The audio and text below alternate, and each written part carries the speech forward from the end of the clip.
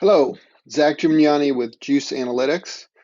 I want to take you through today the process of putting together a very simple application that has a common pattern that we find that shows up often when we're building data stories in our Juicebox platform.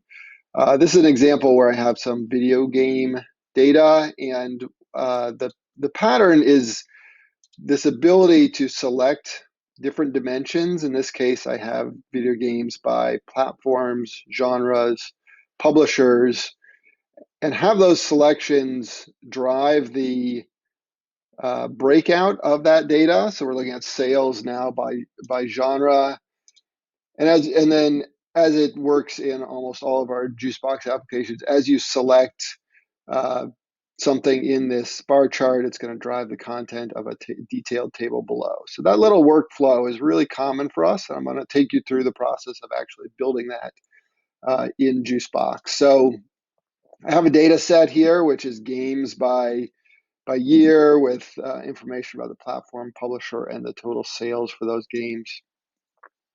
And we'll show you what that looks like to put together this common set of visual components that is very useful. So I've actually already created this application. It's very quick in Juicebox to create a new application. I'm going to load up this data set that we have here, video game sales. I'm going to load that up and create what we call the data ingredients, which are the building blocks for creating your visualizations and those different selectors that I showed you in the finished application. So once that loads up, we'll get a little sample view of the data. So here's a bunch of rows of it, and all I need to do is select this orange button, and I'm going to add all of those data fields. That's going to create what we call data ingredients in our application. So once those are created, they'll show up over here, and we're in the data tab. I'm going to move over to the design view. So this is really where the action is.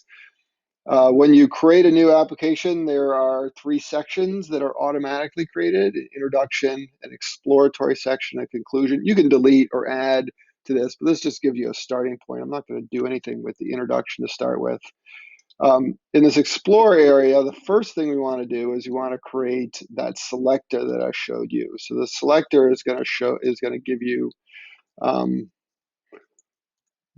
the choices. I'm going to have to move my face over here. Platforms, genres. What was the last one we had in there? Publishers. So that's going to give you the different selection options.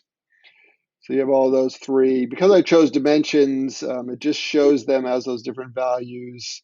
But really, you have to actually use that to make that a selector. And the way we do that is we're going to add a bar chart, if you remember from the beginning. And the data we're going to use from that bar chart is something we call the dynamic value of what gets selected in the previous one. So the bar value is what the bars are going to represent what gets selected above here, and we really only have one metric to work with in this data set, and that's global sales.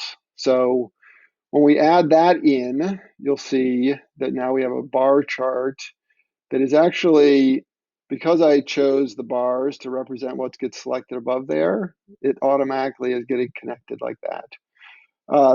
The last thing I'll add in here is that table that we had shown. So very often at the end of a chart like this, we'll want to be able to show the details of what is getting selected. So we might say, we'll put some of these values in here. And that table is automatically going to be filtered based on the selections that you make above. So when I select action games under genre, that's going to filter the list down here below. You don't really have to do anything in Juicebox to make that happen, to create that filtering capability. So you connect these three parts and you have a nice exploratory drill down application that lets you look at this data. So that wraps it up. We have a bunch of these videos, so I hope it's helpful.